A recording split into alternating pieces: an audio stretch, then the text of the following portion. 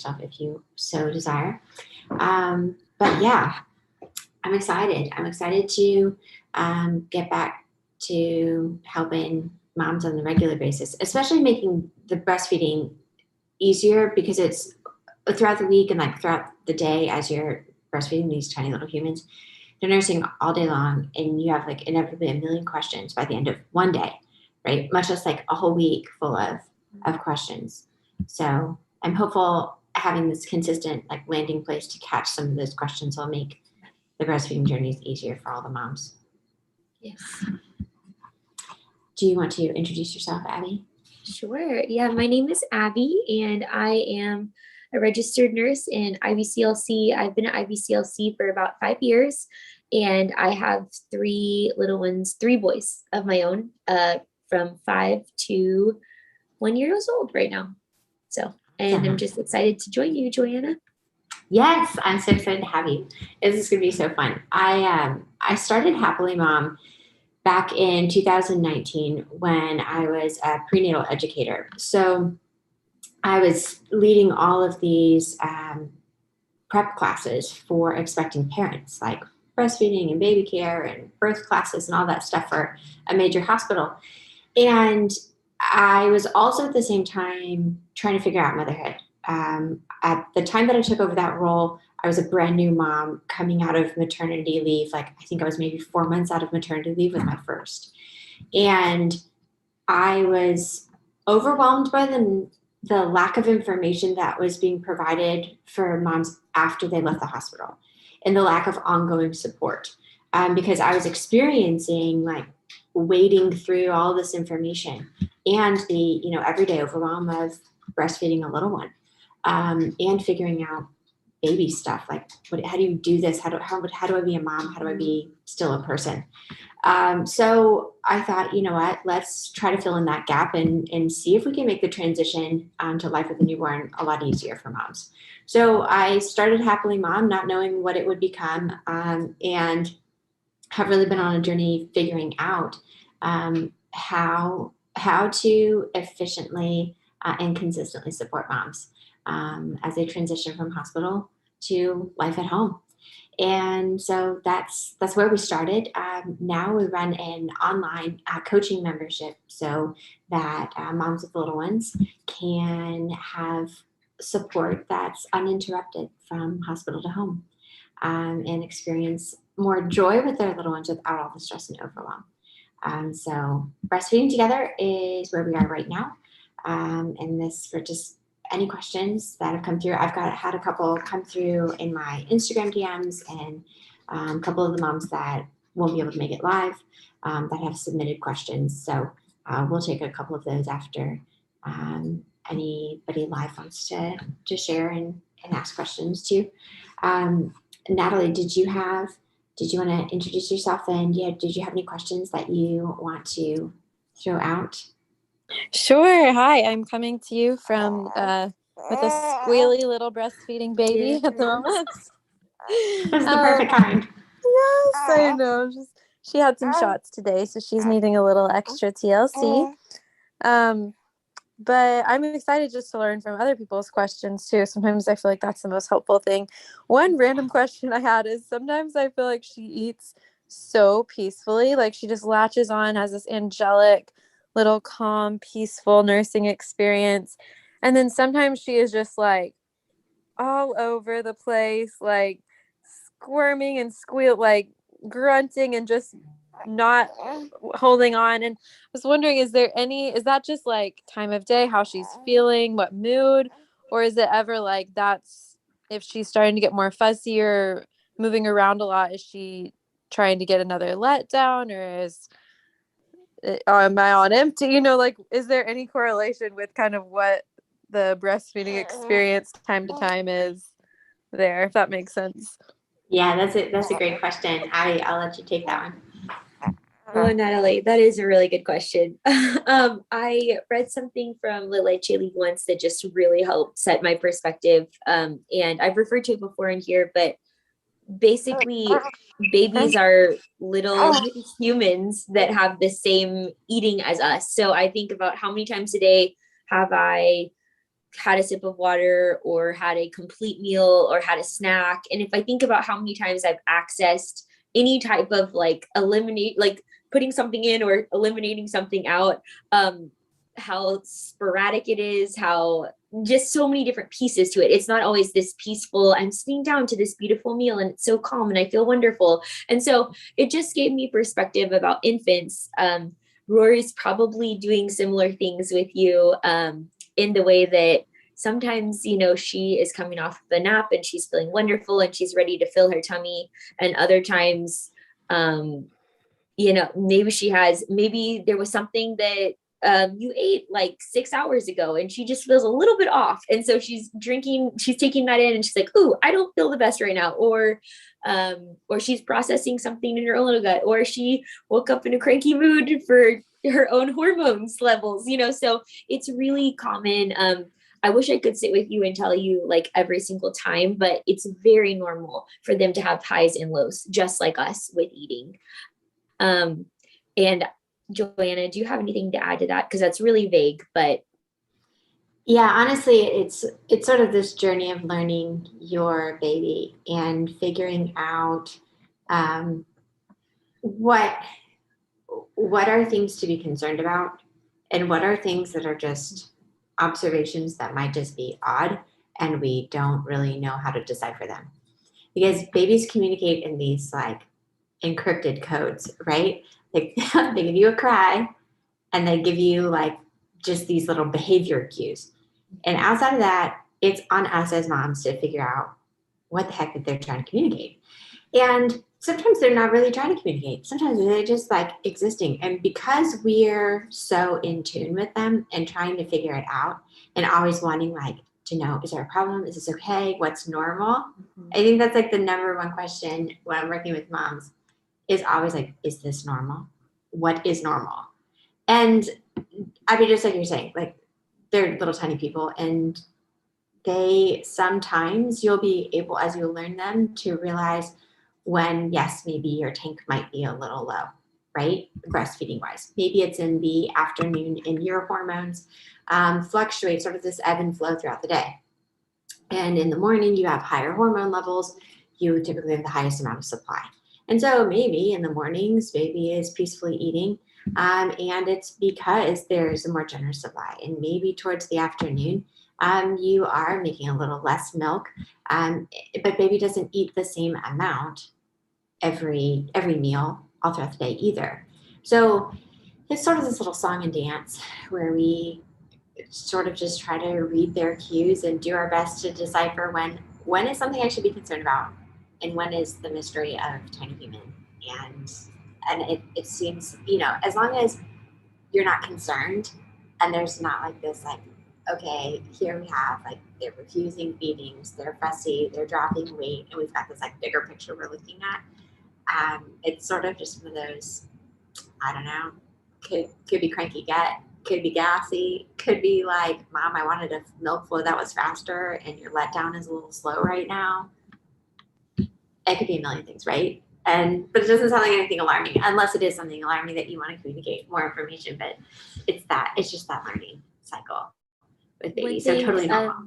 One thing I was thinking of adding from off of what you're saying, Joanna, is sometimes it's helpful if you're seeing a consistent pattern. If it's not alarming, but you're still seeing, wow, every day around 3 p.m. this is happening, then I like to keep just like a note log on my phone. And even if it is, I did this, my first child had a lot of food sensitivities. And what I did was I actually, because of time, would just like have an emoji. Like I had a little code for myself, like, this is this time of day, this is the temperament. And just to see, okay, is this really happening every single day? Or is this happening every 4 days? And so even just for yourself to watch those patterns, just take a little note on your phone when you're noticing those intense moments and try to log like time and anything significant you'd want to remember, and then look back 7 days later and see how consistent things are. And then the other thing is with breastfeeding, when you make a change, it usually takes 2 to 3 days to see that change in your milk. So if she is hungry and there needs to be more there and you make a change, wait a couple days to see for it to happen. Or if you try a new food and wait 2 to 3 days and see how it works out in her body and her signals to you. So that always helps me, just 2 to 3 days. And then I associate it with milk. And that's awesome. Thank you guys. And she really is like usually not upset. She's just like squirming and like pulling my nipple every direction. But it's not like painful. It's just, I'm like, okay, what's going on? So that's really helpful. This another one that this sorry, she's being crazy. But any tips for the especially middle of the night spray hose that comes out of my very full engorged breast and gets my husband wet? I try to like have a burp cloth ready to catch it, but so she just pulls off it right at the exact moment and it's just going everywhere. Any tips? So is this, you said it's typically the middle of the night. I mean, breastfeeding is messy business, man. It's soggy, and I've had some moms will, as baby, maybe the letdown is forceful and baby is like not hanging with the fire hydrant spray at the back of their throat, and they're like, okay, I'm gonna pop off for a minute and let mom calm down, and then I'm gonna go back on. Like my youngest, who's 6 months, he will be nursing and then he'll like start choking and pulling off and making all these faces and coughing to clear his throat and immediately try to get back on. I'm like you don't have to, like you could take a second if you need to catch your breath, but he like mid choking will like try to get back on and get more milk. I've had some moms will just take a burp cloth and they'll have it like tucked closely to their chest. And then when the baby comes off, they just cover the hose and we'll let things drain there for a minute. Like I am a firm believer in catching all the available milk possible because I have a history of low supply. So milk to me is like this precious, sometimes limited commodity. So, you know, a hopper can be helpful if it's something that is like, okay, I'm so full, but if it's the middle of the night, it can be a bit cumbersome to try to like initiate the letdown, let some collect in that haka before to just kind of pull a little bit off so that feed is a little bit more peaceful. And you don't have to like sacrifice the milk, but those are my initial thoughts. Abby, what you got, girl? Yeah, no, it's messy and crazy. And I'm on the other end. I've kind of had more of a really forceful supply. So I wouldn't necessarily have like a major supply, but it's very strong consistently and crazy. And so I, just like you said, Natalie, and you said, Joanna, I would keep like some type of really absorbent cloth right by my bed. And then the other thing is it really does most calms down over time. So the further you get out postpartum, it really does get more manageable. But the other thing that I personally just like to do and have found is sometimes I'll just wear my husband's like large t-shirts to bed and I just let it get soaked. And then I just, in the middle of the night, just throw it off. Like it was just a consistent thing. Like I kind of just know whatever I'm wearing to bed is going to get wet and I'll just take it off during that middle of the night feed. And, there's a couple brands that have, actually Target has a brand where it's like a nursing camisole, but they're padded. And so that's another thing. Like if it's bothering you a lot, just to wear a padded like nursing camisole to bed. And then you can either put pads in that or same thing, just like take it off in the middle of the night and wash it the next day. So there's not many other things you can do.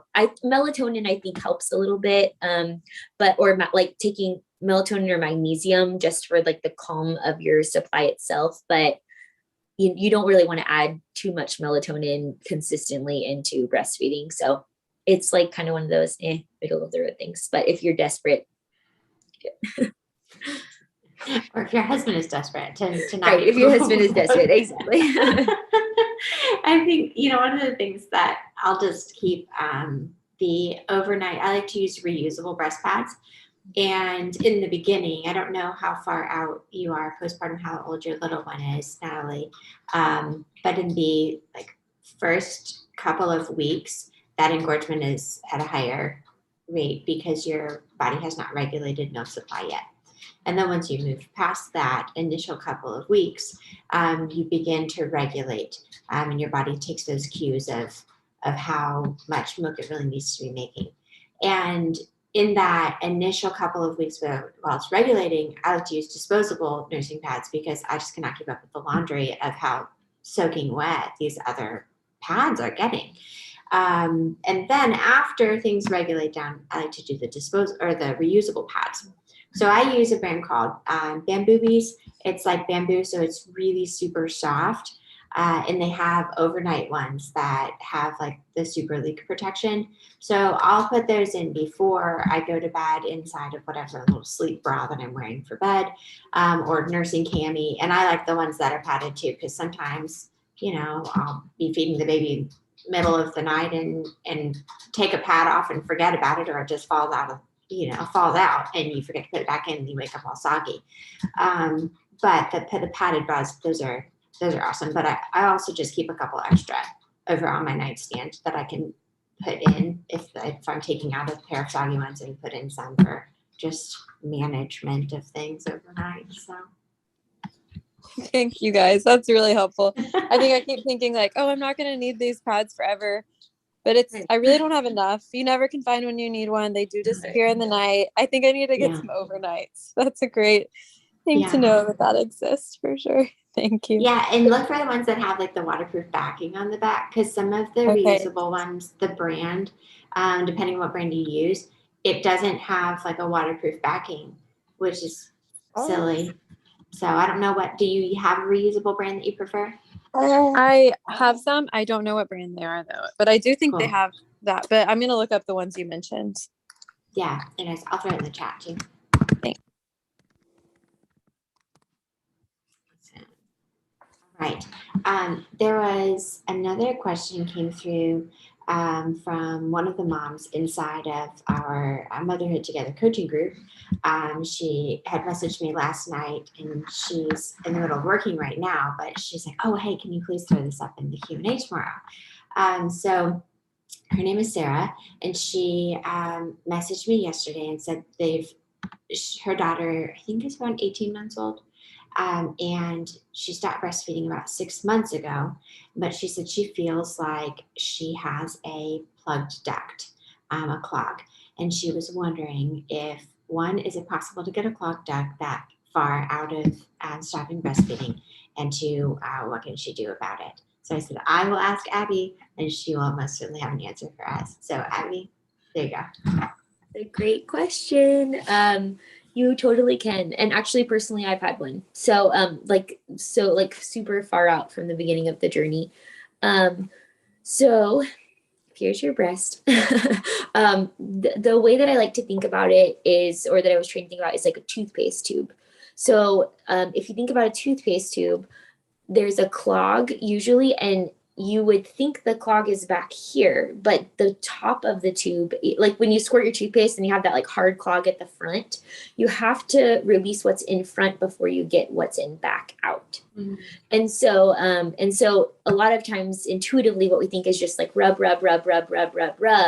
but it kind of just inflames the tissue. So you're trying to think going from front to back to let that plug out. And so, the first thing, if you've had a plug duct before, it's similar. There's many different ways, techniques, things that you can do. But if you've done hand expression, you'll want to put a thumb at the top of your areola and your fingers at the bottom, and then push towards your chest wall and squeeze. And sometimes if you have that plug, it will feel painful or it's very tender, but you're just doing methodical and soft pressure, but you're pushing towards the chest wall and then squeezing, and you should see drops of milk come out.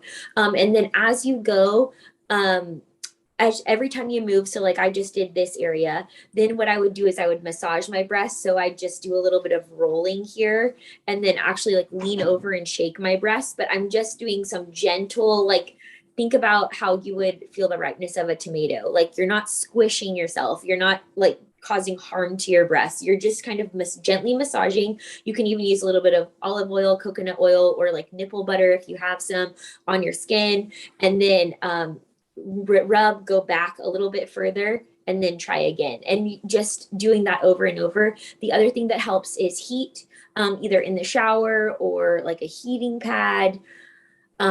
You can do the Haka actually is great also. You can add like a tablespoon of Epsom salt in warm water and put it on that area, like just put it on your breast. So you would squeeze, you put it on, and then the pressure itself sometimes unplugs the duct. But sometimes you have to be tenacious, like doing this 5 times a day, or doing this like over many days. That late into the journey, there's many signs. So signs of a plugged duct would be like redness to the breast, tenderness, like pain. It can manifest in a lot of different ways, but those are usually the most common. If it feels more like just this pea-sized lump that doesn't have pain to it at all, I would still start there and start with all those techniques. And then if you don't see a change in a couple of days, it's always just wisest to go to your OB, check it out. There's something also called fibrotic cyst that basically like gets entrapped. So milk can get entrapped further back, and you can do all the interventions. And it does need, you need a provider to help like aspirate or get that plugged duct out. But you can try all the regular interventions first. I'd totally go there first. And then after you've tried everything for a long time, or I would say like a solid couple days to a week, and if you don't see any change, then that's when I would go see an OBGYN, or if you're in the DMV, there's several great breast specialists, but somebody that knows women health and breasts would be my recommended people. But start with all the regular stuff. So I know I kind of did a full circle there. I just wanted to cover all of my bases. But but think first, toothpaste tube, can I get what's out in the back by the front first? I'm starting just with hand expression by squeezing, by massaging my breast, applying warm heat. I also like to take ibuprofen if it's painful, because it also decreases inflammation. There's a lot of natural things you can use as well. Joanna, you can probably speak to that more. But you're just thinking, unplug the tube and move everything around to get it out. So. Yeah, there's a couple of things like for moms who have had repeated plug ducts, or this is maybe a problem that you've experienced in prior breastfeeding journeys, and then with repeat babies are concerned, is sometimes I'll have moms come through in the hospital and they'll be 12 hours out of delivery, and they'll say like, you know what, I just had so many plug ducts and mastitis last time, and I'm so scared that it's going to happen again. Like, what can I do now to be proactive so that I don't have to go through this? So there's a couple things that you can do proactively. One of them would be like that sunflower lectin. Is that how you pronounce it? Lectin or lecithin, lectins. I've heard both. Thanks. So taking one of those can help just to make the milk slide by, instead of like that sticky and collecting in those ducts and having a hard time passing through. So it's something benign that's not going to cause these ripple effects with other stuff that you could take just kind of prophylactically to be kind of on top of the game if you feel like that's something that's been a consistent issue. And then for all the gadgets, I can't tell you how many moms I have referred to this little tool from Frida, that Frida brand, like the little nose Frida booger sucker brand. They have a engorgement clogged duct little massager. It's fantastic. I get really bad engorgement within like 3-4 days after I deliver. And with every kid, it's been worse each time. But this last time with my youngest, who's 6 months old, I think Abe found it at Target. I knew what I was looking for, but I didn't have time for Amazon like 2 days. Like I could wait 2 hours, but I could not wait 2 days because things are gonna go downhill. So it's a little massager that warms and vibrates. And you charge it up. It can even go in the shower with you, and it can help to loosen up any of like areas of engorgement or areas you feel like you might have a clogged duct. And then it has like a little, it's almost like a little round part at the end that I use to help with some of the like the hard spots. Because when the engorgement really kind of settles in, sometimes there'll be like these spots that feels like bricks, usually towards the back of the breast, almost by under your armpit, because those ducts can be harder to really empty out. And so that little tool, that's a great one to have handy if you struggle with plug ducts. If you're pumping, because it can be great in helping with the milk letdown. I just have one. You could get 2 of them. There's a brand called La Vie that specializes also in gadgets specifically for breastfeeding and pumping moms, and most of theirs revolve around like unplugging ducts. So if you're looking for a gadget, that's my gadget recommendation, but I will also find the link online and drop it in the comments. There's a lot, there's so many wives' tales too. The thought is get things flowing again. And so I've even heard of electric toothbrushes you can stick on this spot. If you have one at home, you don't want to buy it. It's the same concept. You can use your hands first. You can do vibrating things. I've even heard people sticking their breasts on like a washer, like on the top. The thought is desperate, I know. But if you're just move the tissue in warmth, heat, think massage, think those types of things produce flow again. And, but I have heard that gadget is amazing. And yeah, it will come out. But some of them, especially that late into your breastfeeding journey, like after lactating, they're a little bit peskier. And so just be tenacious. If I was Sarah, I would probably do everything. So try like at least once a day, twice a day, like either pumping or doing that haka or something on that one side, and then also taking sunflower lecithin.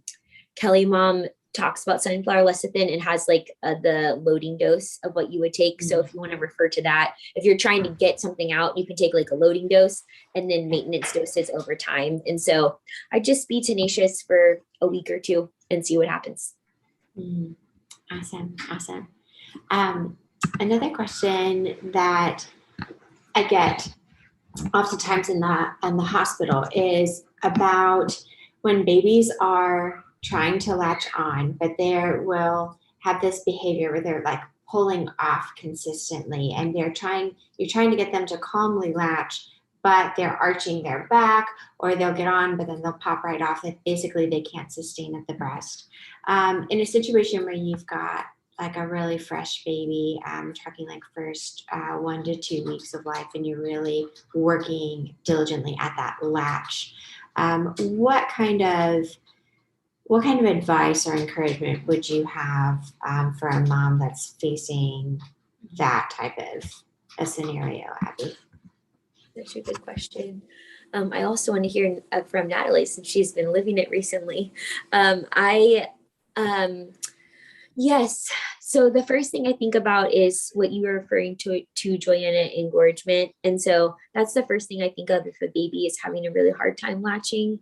And what that means is just that your breasts they're filling with milk. It's very hormone driven milk at that time. So that hardness is right there. So just like you said, Joanna, there might be like this brick feeling or heaviness, or I've heard some people refer to it as like your breasts feel like cantaloupes. Like they're like hard. They're very hard.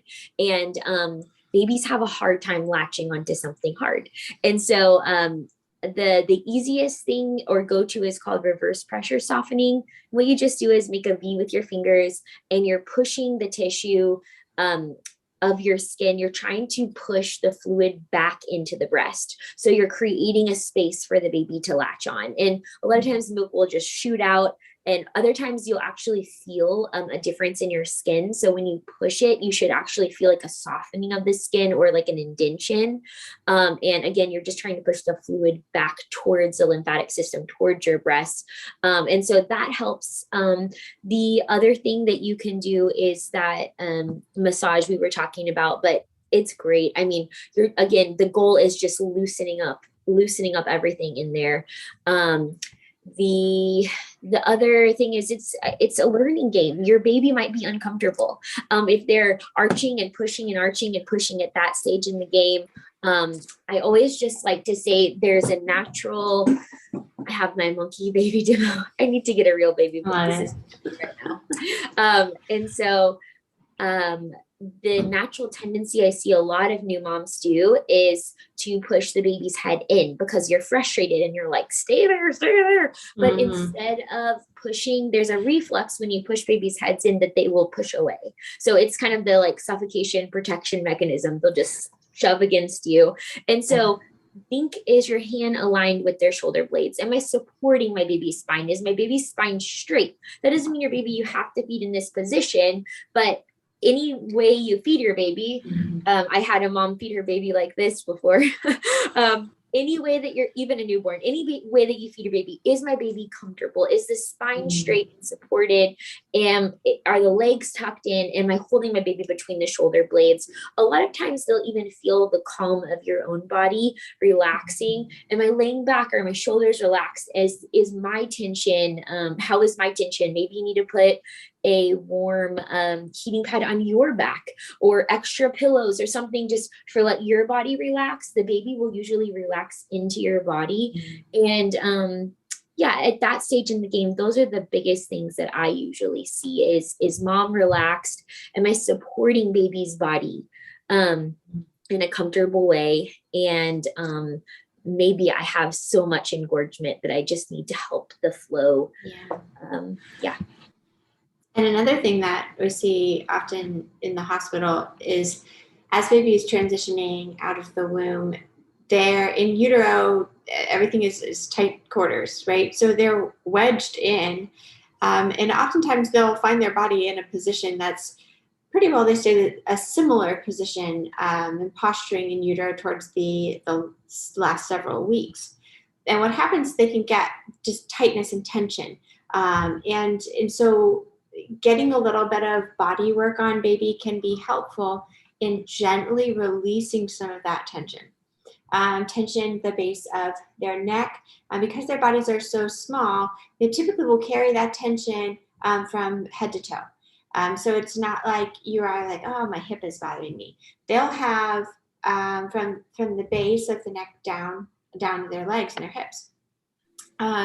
And so you might notice baby favors their head turned one side.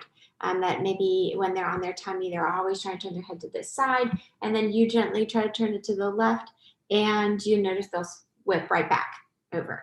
Another way that this could manifest is if you're feeding baby and you've got them football hold on this side, and they've got this favorite side and this favorite way to feed. Sometimes it could be a favorite side because that's the easiest for them with rotation and positioning. So if one side, whenever a mom says like, yeah, they feed great on this side, but they feed terrible on this other side, I don't know what's wrong. My first thing that I look at is like, let's look at what they do naturally on their own, right? Because when you lay baby down, it's 9 times out of 10, the correlation matches their favorite side when you lay them, like the default that they like to roll their head, to how they're postured in their favorite position. So let's say football hold over here is baby's favorite. So you're really struggling to get them on this side. Well, you could do a cross cradle because you're essentially just taking that same posturing and keeping them positioned exactly the same, except it's cross cradle now on the other side. So that can be kind of a quick way to get some progress on getting them attached. Just because baby has, a favorite position on one side doesn't mean you have to try to mirror that type of hold on the other side. You feel free to experiment. There's sometimes based on how the nipple is pointed. maybe in one breast, the nipple points straight forward, on the other, it points south. And so you're trying to get baby on, but how things are sitting in the mouth, they may want a little bit different angle. So it's okay to play, like use those positions, like your classic position of football hold, cross cradle, cradle for your older babies where head is in the crook of your arm. Those are sort of like the template, and then kind of experiment around and figure out what's the best for your little one. But doing a little bit of body work, taking them to somebody like craniosacral therapy. If you've got a baby that is really tight oral tension in the mouth and the cheeks, a little mouth that just won't open up and give you a good wide latch. Sometimes, even if they don't have, first off, check for a lip, tongue, and cheek ties, because those usually join in the party whenever you talk about oral tension. But also, if it's just their little mouth just won't open up, there's some gentle stretches that you can do before feedings to help loosen those up. And that can sort of just help them. I never knew about body work until I started leading outpatient breastfeeding groups for one of the hospitals, and I worked in tandem with a lactation consultant, much like Abby and I are doing here. And then she was always referring people to craniosacral therapy. I'm like, what is craniosacral therapy? So we just had a big chat about it in our last coaching call and Motherhood Together online membership. And a lot of the moms were just asking questions because they weren't super familiar with it either. And a lot of those have older, a little bit older babies. And in craniosacral, it's so gentle. It's not like a massage for a baby. It's like gentle, like pressure designed to relieve tension. And it worked amazingly for my youngest. And he had multiple ties in his mouth, but tension from head to toe in his body as well. So we just did some body stretches at home, a little bit of work that way. So don't feel like, or just know that there's kind of multiple ways to support yourself and your little one, and multiple different avenues that if you go in and see a lactation consultant, or you're doing a one-on-one and somebody says like, no, he doesn't have any ties, doesn't necessarily mean that he wouldn't benefit from getting some of that tension released as well. Absolutely.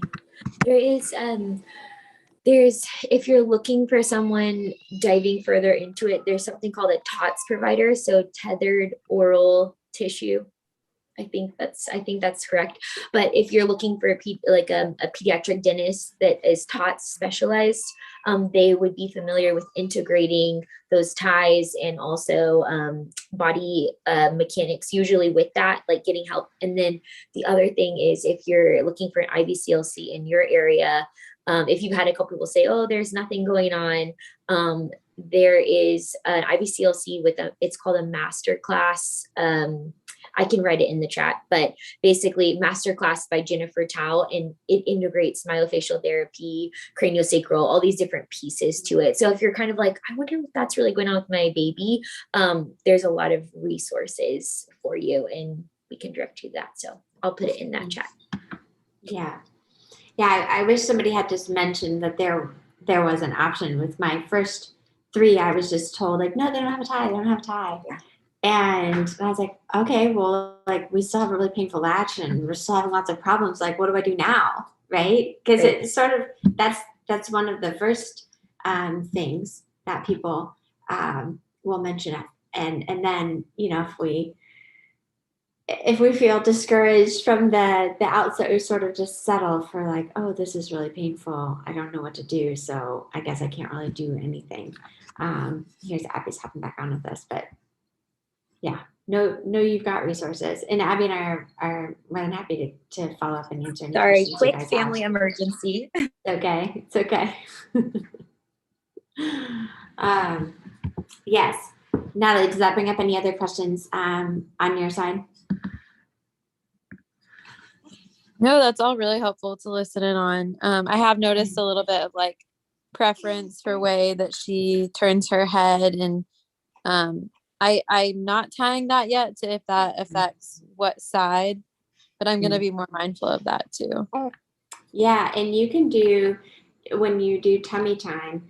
In tummy time, remember it's anytime that they're not on their back. So skin to skin with you is tummy time. As long as she's not laying on her back, it counts. So that is a great time that you can just gently, if she has a favored side, like her head just always prefers to lay on this side, you can just gently adjust that head to the other side. And sometimes you might have to do that while they're napping. If it is like a strong preference that while they're awake, you can't really coax them out of it. Sometimes just kind of gently helping guide that head the opposite way can do some gentle stretch on that neck and give more mobility that way too. And when would you say like that becomes a problem? Like the preference for one side of which way they turn their head, not necessarily one side they feed on. Mm-hmm. Well, it's sort of one of those bigger picture things, right? Because it would be okay for them to have a preference, but if they're having difficulty turning their head, like my little guy, he was having trouble latching. He had visible body tension to where like one side of his body would kind of curl up like a U shape, and then the other side of the body was more relaxed.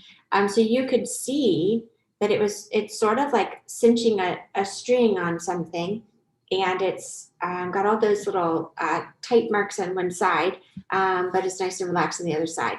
And so that was something like, oh, well, you don't seem to really have the ability. It's not that he couldn't, because he physically could, but his whole body was showing it, right? So we had the bigger picture, difficulty latching, visible tension throughout the whole body.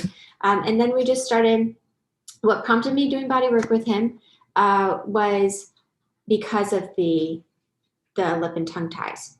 And they said, when you get these revised, make sure you start body work on him right away. And so it was just a recommendation from our team, which consisted of a lactation consultant, craniosacral therapist, as well as an oral, like pediatric neonatal dentist, who did the revisions. And so the three of us went and worked as a team, following up with that. So I would say, I know that's not like a super direct answer of when you get concerned, but as your little one is showing like free movement, if they don't turn their head to one side and they can't turn their head to one side, or it becomes pronounced to where like one side of their head is like visibly flatter because they're consistently laying on that side and not on the other, then I would definitely say like get them a little help so that they've got free range of motion and free ability to move around, because those things will become a little, if we don't help initially, it can inhibit their some of their like movement and mobility milestones as they're getting older. It'll just make them a little easier for them to hit those things on time. That's my understanding of it. Abby, do you have any blanks to fill in on that? No, I agree. There's usually a lot of pieces of the puzzle, like Joanna said. So it doesn't. I have never read an article like a medical journal article. I've read a lot on craniosacral therapy, infant massage, infant chiropractic, and it's very, very uncommon that it could do harm. So if you perceive or you're concerned about something, the thing is with infants, they are so little that usually 1 to 2 adjustments, if it's something minor, that's all that you need it's very simple.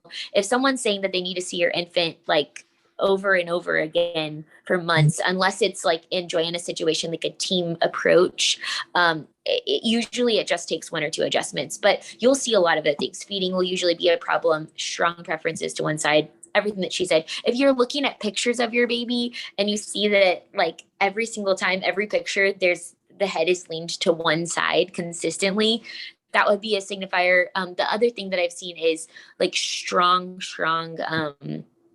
hatred of the car seat. Sometimes that can signify that even just the way that the body is aligned, there might need to be an adjustment, but it's usually like many factors point to it. But to do it in general, it's very uncommon that it would cause any harm. So yeah, and I always recommend like that it's something beneficial to all little people and big people. I love the chiropractor. It's what we're doing is allowing our bodies to function the best that they can. And so as adults, when I go to the chiropractor, sometimes I go with a problem, but then I go to maintain good, healthy alignment. And it's the same when it comes to our little tiny people. All newborns that come out of the womb would benefit from a little bit of adjustment, because the way that they are scrunched in there and then they come out, things get a little tweaked. And getting them in good alignment, if you've got a baby that's really gassy, really fussy, a colicky baby, lots of ear infections, things like that, those are oftentimes people don't think, oh, maybe chiropractic could be beneficial, but chiropractic can be extremely helpful. So for the big things that are, like a daily thing that you're working through, and the little things of like, I just want my baby to be able to be free to move around as they were designed to. Yeah, super, super helpful, especially the chiropractic. And find someone who does neonate. And it's so gentle. It's not cracking, popping, shifting bones. It's like a little pressure that looks like this, or like just gentle pressing in. Like it's not like your hands-on, like forceful manipulation at all. I know I've had a conversation with other moms who have had bad experiences with chiropractors. And they're like, there's no way I would take my little tiny baby into something like that. It's a very different approach. And if you had concerns right away, like go find a different practice, because there's definitely practices that are like so gentle and kind that you're gonna just fall in love with the benefits it brings to baby, but also the team that you're working with there. So that's the kind of group that we would want to send you into in a chiropractor setting anyways. I actually took the masterclass that I was referring to. So I want to teach 2 quick adjustments you can do at home, or adjustments, or more just mobility. That's what we call it, mobility for your baby. So if, like Joanna said, you're having a gassy baby, or just they're irritable, if you just lay them on a flat surface, I just want to make sure that I can have enough space, just holding them on the sides of their body and actually just moving back and forth against like a soft surface. So like a carpet or something gentle.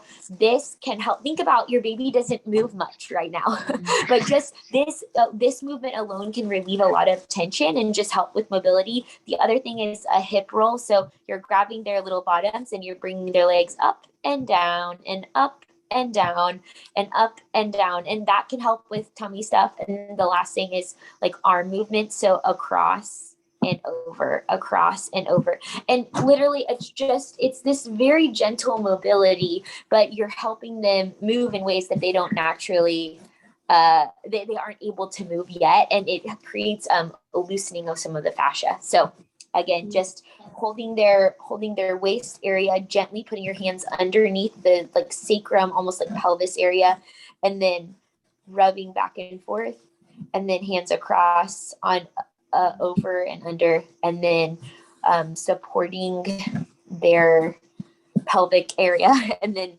moving their legs up and down. So that's great.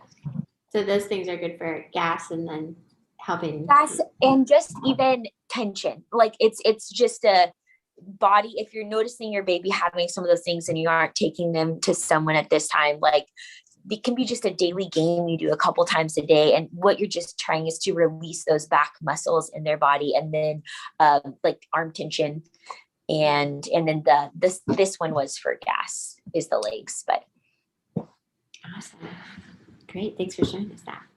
Mm-hmm. Abby, you're like a little treasure box. Every time we talk, you have new little surprises that are coming. Gotta It's pull like, out oh, my they have. It's great, and your breastfeeding monkey over there is a wonderful addition to all of our calls. Thank you. You might need to change it at some point, but He'll be our tiny mascot. Well, I'm glad that we were able to come on and answer some of these questions, and I know that the moms who were not able to join us, who have registered, will be able to get the live stream of this so that they can go back and watch and glean some of that. We will be back for Q&A every week. We're working on just bouncing between Abby's schedule and my schedule with working full time. We have to shift. We might need to shift days every now and again, but you can go onto breastfeedingtogether.com to see what our next live is coming up. Next week will be on Monday at 1 o'clock as well, 1 o'clock Eastern time, but you do need to register to get those links. Also, please share if you've got a friend who is having a baby or has had a baby and is breastfeeding, have any troubles. Please share, because our desire is to help make the transition from having baby in the hospital to home seamless and giving that ongoing support so you can enjoy your baby with less stress and overwhelm. Also, Motherhood Together, the ongoing membership that I mentioned a couple of times, that we are going to start opening up for enrollment, which is huge. It's been a little over 12 months since we took in our last group of moms. So it has been kind of sealed up, and we have not taken in a new batch of moms, but I'm really, really excited to be able to expand that support. So that is coming up. In a couple of weeks, we'll reopen enrollment for that as well. So yeah, this has been great. Abby, thanks for joining us. Natalie, we're so glad that you're here as well. And look forward to being back with you guys next week, 1 o'clock on Monday, Eastern time.